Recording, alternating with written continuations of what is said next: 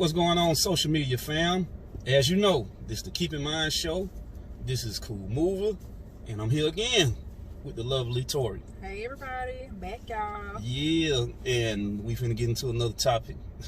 This gonna be a funny one because I know everybody done experienced this. When your significant other talks too much. Don't know when to shut up. The old Run DMC classic, you talk too much. Yes, telling all your secrets and just blabbering out around family. And we know communication is a key in a relationship or a budding relationship, but everybody has that tolerance. Even the people that talk too much got some type of tolerance for other people that talking to them too much because they want to talk all the damn time. But I done had, I ain't gonna call no names. I done been in relationships and things with women who just don't know how to be quiet.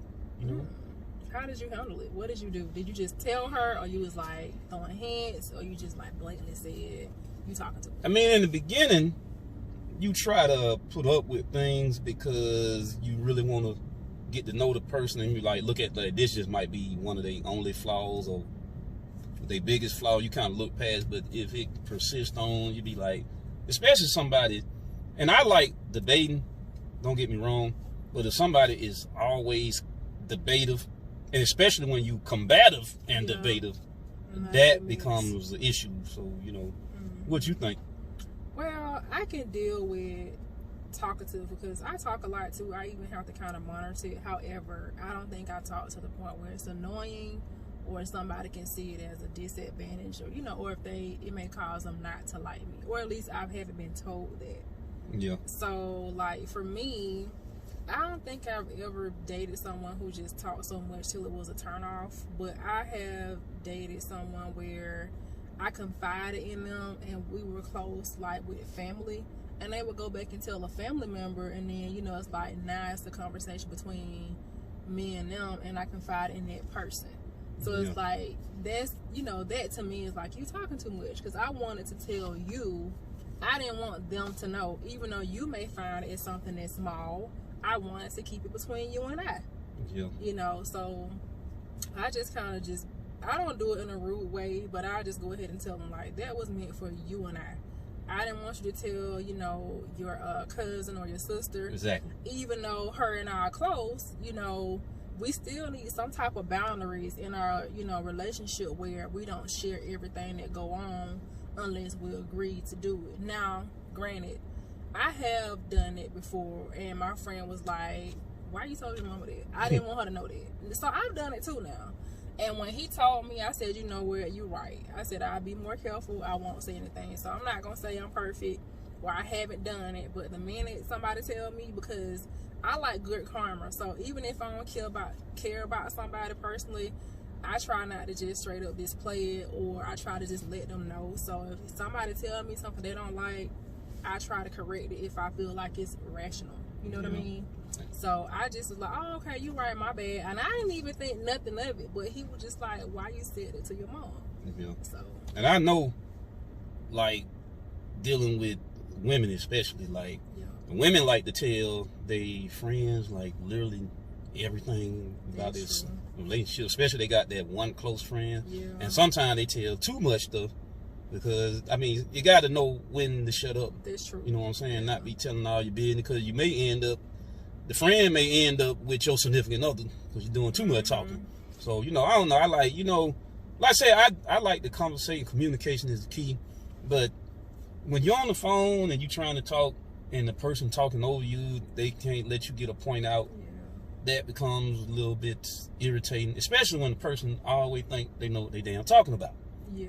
Because you always got the individual that think they know everything. Versed on everything. Like, I know this, I know that. Somebody think they're a surgeon and they ain't seen not one med school nowhere. They know about everything. Somebody fall out, bring them over here. I bring them back to life. I do triple bypass, open heart surgery. Yeah, I know about that. You got Facebook doctors. Oh, okay, thank you. And then it's starting to get like with of course with social media sites like Facebook, Instagram. Now people can talk to the world. So The person that can talk too much on the phone and in your face, now they can talk too much on a screen. Right. And I do have things to say on social media sites, but I try to say things of substance. Now, a lot of people just be damn talking about nothing. On the phone, in person, on social media, ain't talking about nothing, just a bunch of nothing, just random points, a bunch of flexing, and just, so it can become irritating. But I guess it ain't nothing in the beginning that should determine whether you're gonna be with this person or not. If you can kind of, if that person is a good person, because you can be a good person and talk too much. That's not a shady flaw. We just saying that it's a lot of people out there talk too much, and you gotta start telling your business if you're in a relationship to your friends. Stop talking too much on social media. Every time something go wrong in your relationship, don't be. I can't stand that. Yeah, keep some of that stuff to yourself, because text is talk too. It may not be vocal talk, but the messaging and the post, that is also talk. You're talking too much. That's true, but sometimes you can share a post where it may have been relatable at a certain point in your life, or just funny. Yeah. And people try to dictate or what she got going on. Yeah. Well, I see what you're saying, those blatant statuses about your significant other. What's the point? What can these other people do for you? And I have to be mindful too with sharing stuff with friends. Yeah. And not so many details. Because even he had told me one time, he was like, I know you joke and y'all get together and you talk, but just kind of be mindful, because you never know what your closest friend thinking about. Yeah. Or if they envy what you got going on, or they acting like they okay, with are they happy for you, and truthfully they may want what you have. Yeah. I'm not gonna say this me or what I'm going through, but you still have to be mindful, even when it's not a relationship too. Because people be hating, or they may not want to see. They want to see you do good, but not better than them, Yeah. And then what about the significant others that get under the influence of something like alcohol or weed, and they go to yip yapping, they just you looking like, this ain't. Man, what? Yeah. But we just want to hit on that briefly, talk about the significant others, or the potential significant other, or maybe somebody you've been in a relationship with a long time, or a husband or wife that just talk a lot. But I mean, it's venues that you can use to get paid off that, because they got the YouTube, like we talking now. So you can get paid for your talk, but sometimes you got to know what to talk about and how much of it to talk about, and when to be quiet. And on that note, we finna get up out of here.